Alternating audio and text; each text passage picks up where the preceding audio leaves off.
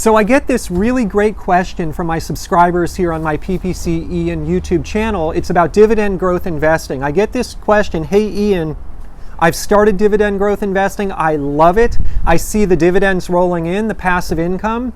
I'm making money while I sleep. This is the greatest thing ever, but I have a challenge. Ian, I have this challenge. And the challenge goes like this.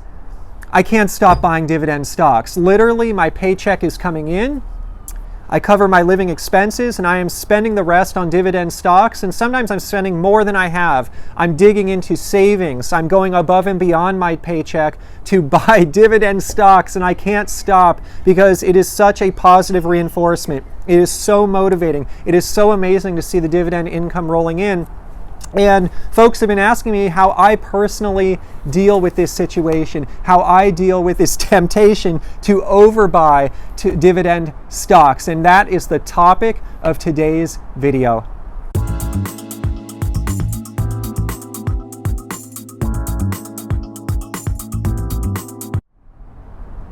Welcome everyone to the PPC Ian YouTube channel. It is so wonderful to have you here. This channel is growing really quickly. I'm really proud of it. And this is the channel on YouTube that is all about investing for dividends and financial freedom.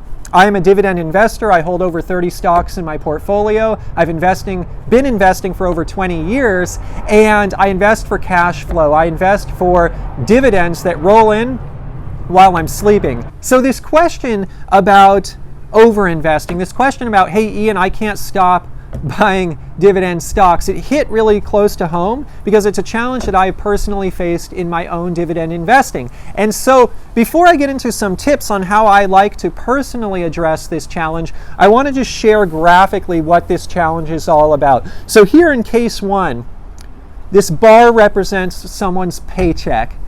Don't worry about where these bars are based on where one lives in the United States, based on one's situation. Are they single? Do they have a family? Our living expenses are all going to vary. But basically all of us here are striving to save some percentage of our paycheck to invest in dividend stocks. And so it typically goes like this, like, hey, I got my paycheck.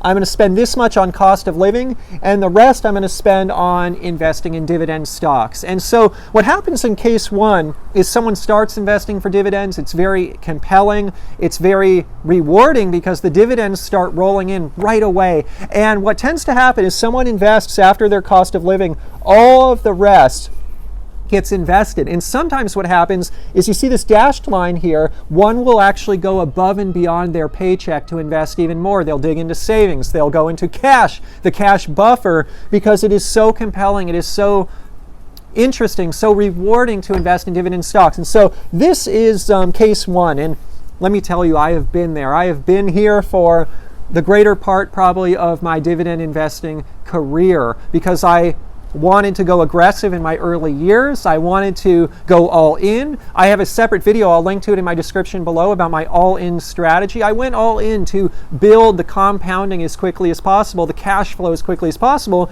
But something like this carries risk. It carries risk because if one is putting everything into investments, what if there's a hiccup? What if there's a hiccup in one's life and they need a cash buffer? The last thing that a dividend investor wants to do is have to sell stock. That is the worst thing. I buy dividend stocks to hold them forever. And so case two over here, this is another case. Case two, similarly, the cost of living is the same, but you'll see at the top here what happens is this case two, the person splits the money left over between investments and dividend stocks and a cash buffer, and you'll see the person doesn't go above their paycheck, they stay within their means. I would say it's fluid as well.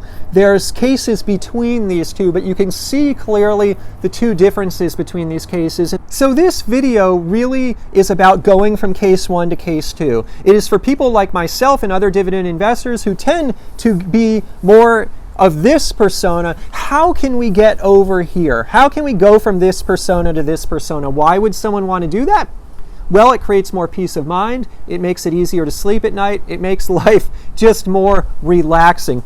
Now, that being said, sometimes one wants to toggle between the two cases. Sometimes one wants to use case number one, maybe in the trough of a bear market. That's certainly what I have done after the last bear market. But maybe at historical highs like we're at now, it makes more sense to be in case two. And if you watch my video actually about my goals for 2018, one of my goals is building an emergency fund. I've never had an emergency fund before. Well, I shouldn't say never, but I've rarely had emergency funds. Whenever I built them, I usually would go and deplete them. I would invest them. So it'd be kind of this case up here. I had the emergency fund. I'd go above and beyond my paycheck and invest it.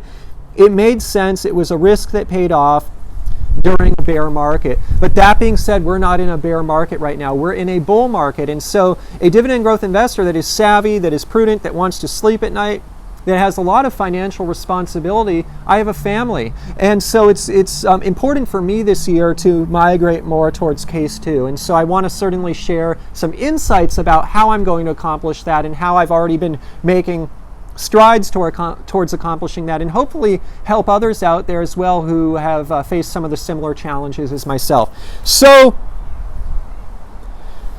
first and foremost, one easy strategy off the bat is to pay oneself first. So when one's paycheck is coming in, do you have one bank account or do you have multiple bank accounts? I've always found in my personal situation having multiple bank accounts is really helpful.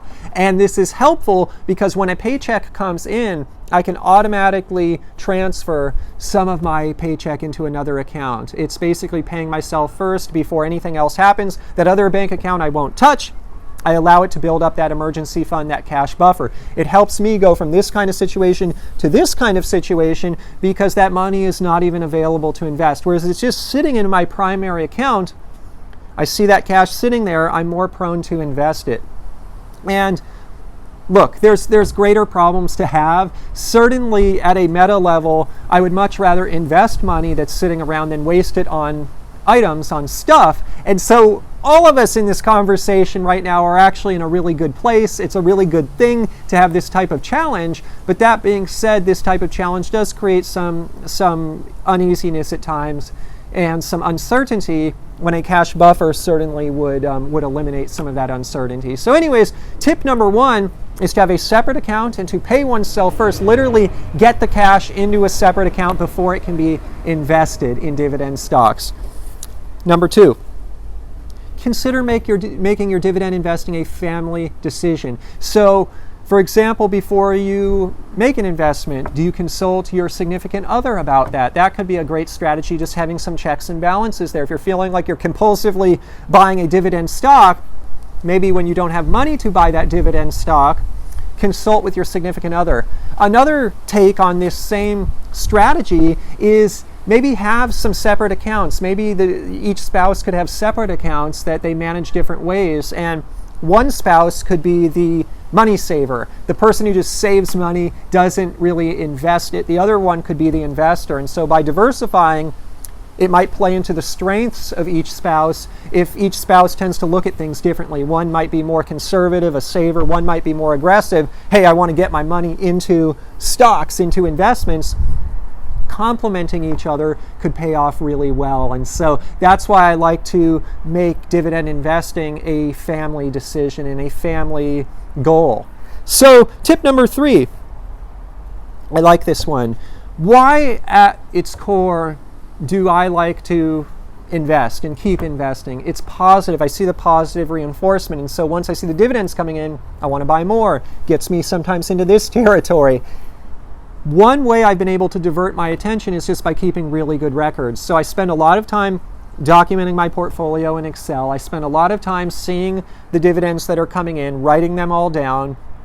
Most recently, I haven't done this for years, but I've started journaling again. I keep a personal finance journal. I keep a bunch of journals, but I started keeping a personal finance journal again. And by focusing, not just focusing on the next investment, but giving respect, giving credit, giving praise to the investments that have already been made, I found that I can get more mileage out of the money I've already invested. Like sometimes if I invest money and I don't write about it, I don't document it, I'm just on to the next thing. I'm just on to the next investment. But if I actually write about it, I actually document it, I keep good records, I journal about it, it allows me to dwell on that investment a little bit longer, get a little bit more mileage out of it, so I don't risk getting into this territory, and I spend just a little bit more time on mindfulness about each investment that happens.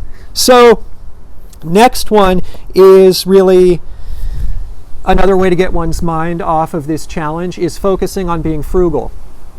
There are many ways to save money, and oftentimes these ways can take a little bit more time. Maybe one eats at home more frequently. It takes more time to clean up, to wash the dishes, to prepare the food. Maybe one is making a little bit of side income by doing some side consulting work.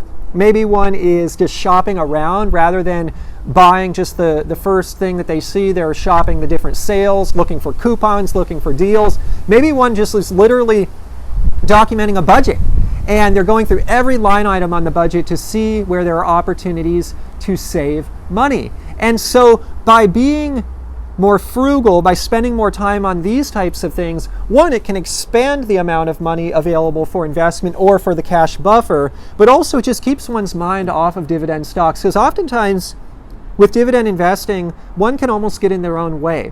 One can almost be so interested in the strategy and move so quickly that it creates some risk, and it just may not be sustainable. And so by taking one's mind off of it a little bit, focusing on being more frugal, which is a very complementary discipline. Wow, we got some wind today.